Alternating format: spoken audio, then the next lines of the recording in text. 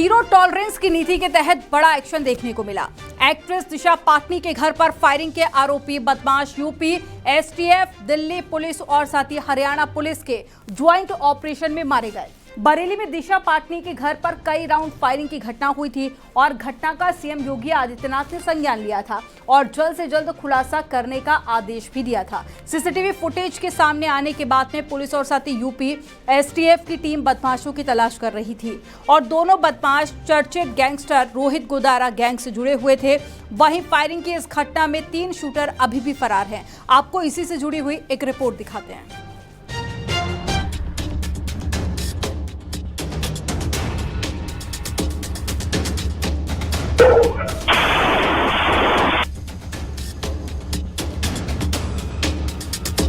दिशा पाटनी के घर फैलाई सनसनी। मुठभेड़ में ढेर हुए शातिर बदमाश।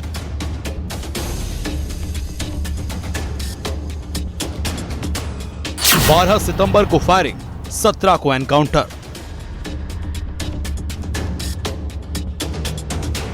बरेली में 12 सितंबर को बॉलीवुड एक्ट्रेस दिशा पाटनी के घर फायरिंग करने वाले बदमाशों पर पुलिस की टीम ने बड़ा एक्शन लिया। कानून व्यवस्था को चुनौती देने वाले 2 बदमाश एनकाउंटर में मारे गए बदमाशों की पहचान रविंद्र और अरुण के रूप में हुई, जो हरियाणा के रहने वाले हैं। दोनों बदमाश हरियाणा पुलिस से मिले इनपुट के आधार पर यूपी एसटीएफ की नोएडा यूनिट और सीआई यूनिट दिल्ली पुलिस के ज्वाइंट ऑपरेशन में मारे गए। सटीक सूचना के आधार पर पुलिस ने ट्रॉनिका सिटी गाजियाबाद में बदमाशों को घेर लिया और इस दौरान पुलिस पर फायरिंग कर दी। जवाबी कार्रवाई में दोनों बदमाशों को गोली लगी और अस्पताल में डॉक्टर्स ने उन्हें मृत घोषित कर दिया। सीसीटीवी फुटेजेस को खंगाला, आसपास के प्रदेशों में की पुलिस के साथ समन्वय बिठाकर जो भी सीसीटीवी फुटेज से जानकारी प्राप्त हुई थी उसके संबंध में जानकारी किया और दोनों शूटर्स को आइडेंटिफाई किया। इसके अलावा ये भी जानकारी मिली कि 2 अन्य व्यक्तियों द्वारा घटनास्थल की रेकी की गई थी और यूपी पुलिस ने शूटर्स को तलाशना शुरू किया और साथ ही दिल्ली पुलिस की स्पेशल सेल की मदद भी ली। इन 2 अपराधियों के साथ हुई मुठभेड़ में ये दोनों मारे गए हैं। दोनों जो संदिग्ध व्यक्ति हैं आरोपी, इनको गोलियां लगी हैं और इनको तुरंत अस्पताल ले जाया गया, जहां पे अभी इनको अस्पताल में ले जाकर मृत घोषित किया गया है।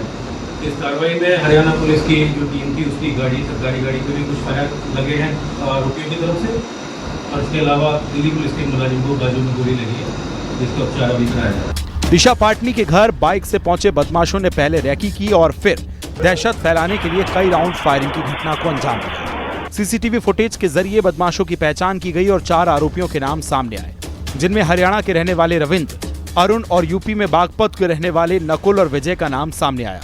एआई के जरिए आरोपियों की पहचान होने के बाद वो बदमाश एनकाउंटर में मारे गए, जबकि नकुल और विजय अभी फरार हैं। मारे गए बदमाशों के घर वालों ने शव तक लेने से घबरा रहे हैं।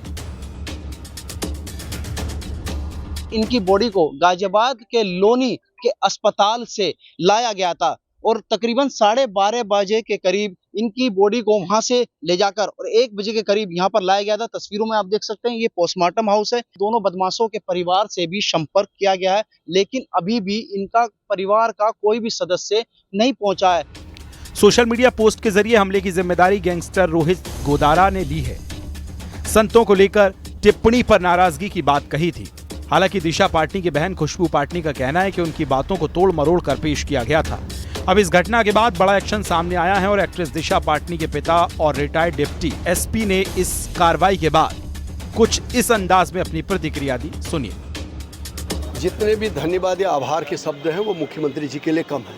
उन्होंने जो उनके दिशा निर्देशन में जो कार्य पुलिस ने किया है वो काबिले तारीफ है और इतने कम समय में इतनी कठोर कार्रवाई की है, आप लोगों ने भी देखा है, और इतना बड़े गैंग का जो सफाया किया है वो काबिले तारीफ है। पुर्तगाल में बैठकर एक गैंगस्टर हुक्म दे रहा है और हरियाणा से दिल्ली होते हुए बदमाशों ने यूपी में फायरिंग कर दहशत फैला दी।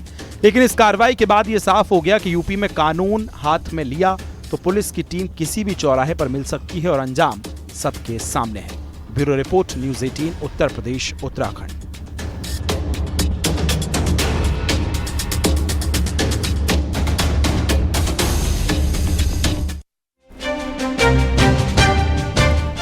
गाजियाबाद में ज्वाइंट ऑपरेशन के दौरान मारे गए बदमाशों के पास से विदेशी हथियार मिले हैं।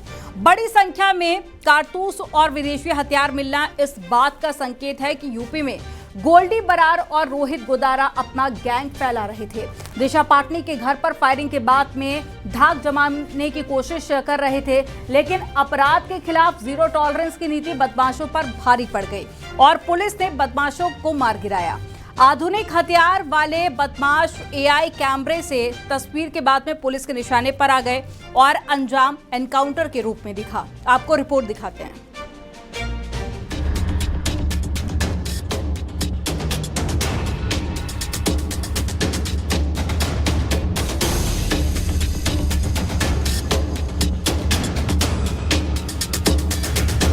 एक्ट्रेस की घर रैकी, विदेशी हथियार और फायरिंग।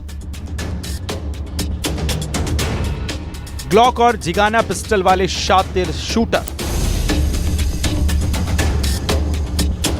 एआई की मदद, सीसीटीवी से सुराग और एनकाउंटर।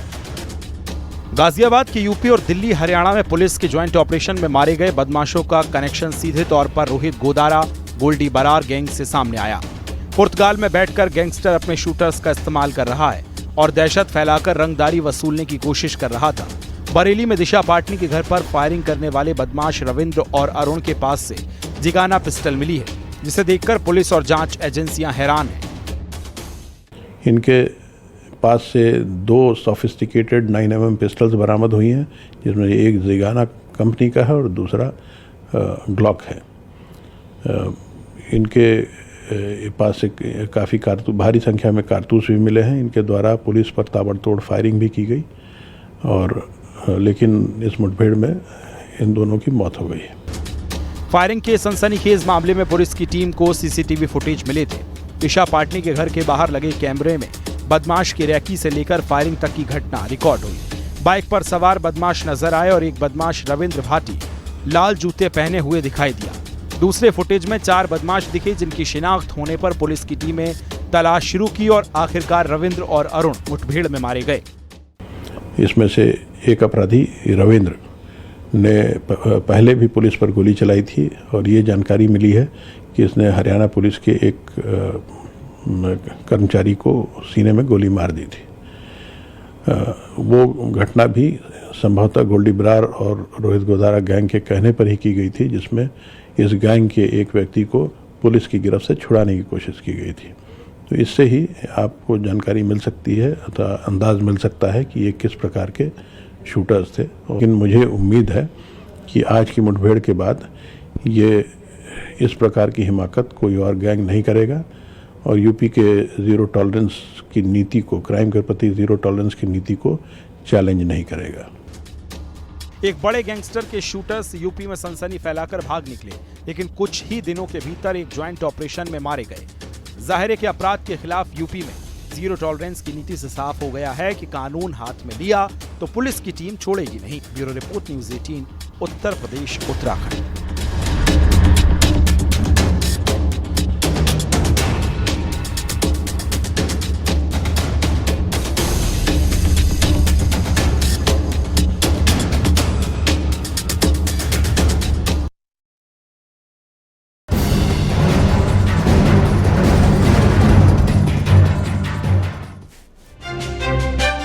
और आगरा में ब्लैकमेलिंग का एक अनोखा मामला सामने आया, जहां पर शातिर ठग छात्रों को निशाना बना रहे थे। जाल में फंसाकर महिलाओं के साथ में न्यूड वीडियो कॉल को रिकॉर्ड करके छात्रों को ब्लैकमेल किया जा रहा था और बदले में मोटी रकम ऐंठी जा रही थी। पुलिस ने ऐसे ही एक मामले का खुलासा किया है, एक आरोपी को गिरफ्तार किया है, जिससे ठगी वाले एक एप्लीकेशन के बारे में जानकारी मिली है। आपको रिपोर्ट में दिखाते हैं।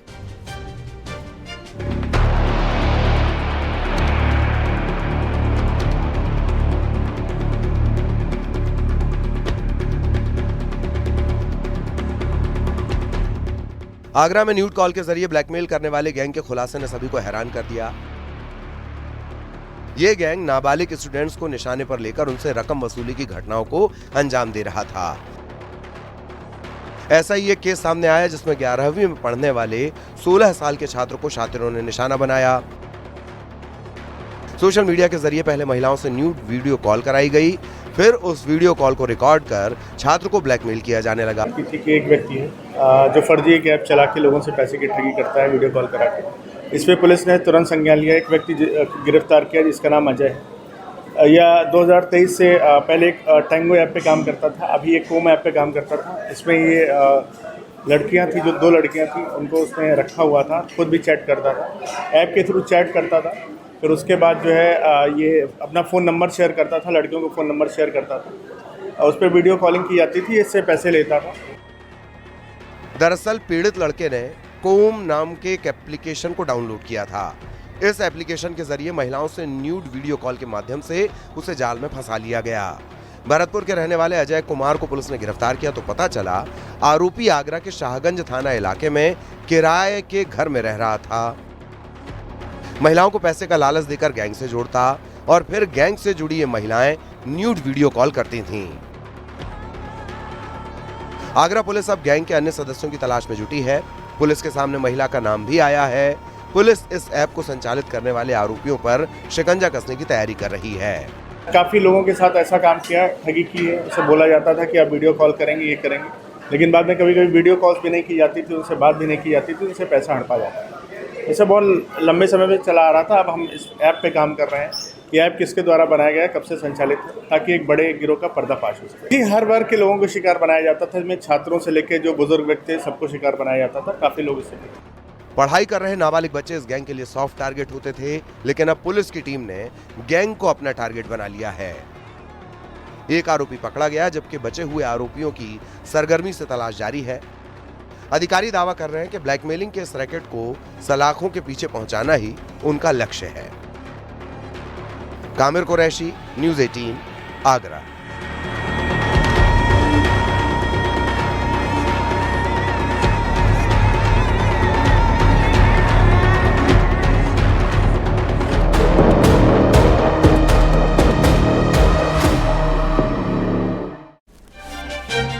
मुजफ्फरनगर में हुई हत्या की एक घटना से लोग काफी ज्यादा सहम गए हैं। दरअसल पड़ोस का एक लड़का बाइक से स्टंट कर रहा था और हादसे के डर की वजह से पास पे रहने वाले एक लड़के ने टोक दिया। बस फिर क्या था, उसका गुस्सा 7वें आसमान पर पहुंच गया और अपने रिश्तेदार सपा नेता के साथ में मिलकर हमला कर दिया और गंभीर हालत में घायल लड़के की अस्पताल ले जाते समय मौत हो गई। पुलिस की टीम मामला दर्ज कर आरोपी की तलाश कर रही है। आपको रिपोर्ट दिखाते हैं।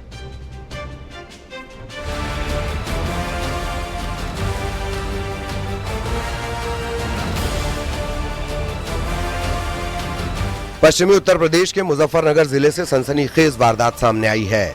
हत्या की इस वारदात के पीछे की कहानी आपके रोंगटे खड़े कर देगी। दरअसल बाइक पर स्टंट करने से टोकने पर मोहल्ले के लड़की की हत्या कर दी गई।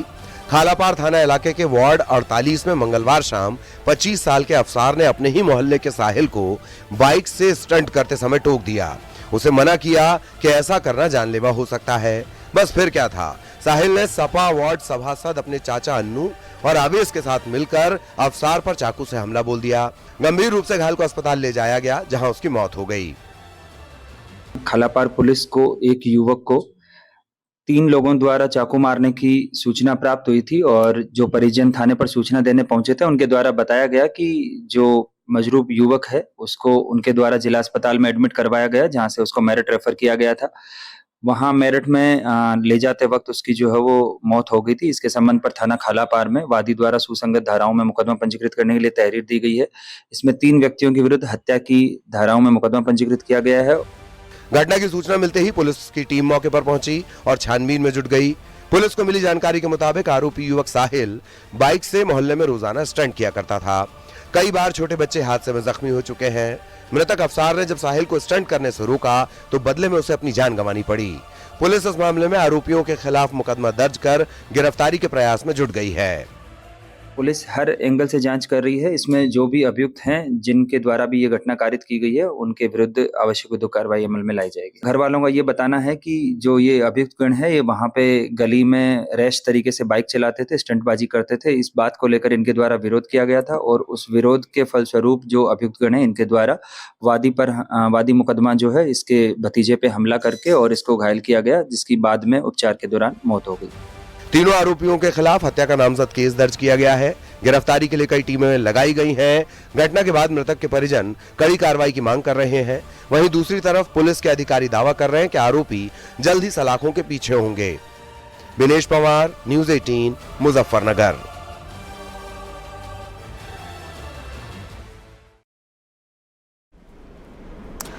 उत्तराखंड की मित्र पुलिस, लेकिन इस बार मित्रता जनता से नहीं बल्कि गैंगस्टर से निभाई गई। एसटीएफ ने बड़ा खुलासा करते हुए 2 पुलिस कर्मियों को गिरफ्तार करके जेल भेज दिया, जो पुलिस की वर्दी में जनता की नहीं बल्कि कुख्यात गैंगस्टर प्रवीण वाल्मीकि की सेवा में जुटे हुए थे। क्या है ये पूरा मामला, आपको रिपोर्ट में दिखाते हैं।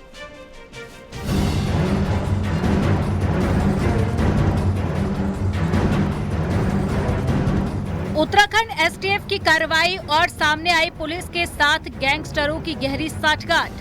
कुख्यात प्रवीण वाल्मीकि गैंग से जुड़े कांस्टेबल शेर सिंह और हसन जैदी को एसटीएफ ने गिरफ्तार करके जेल भेज दिया।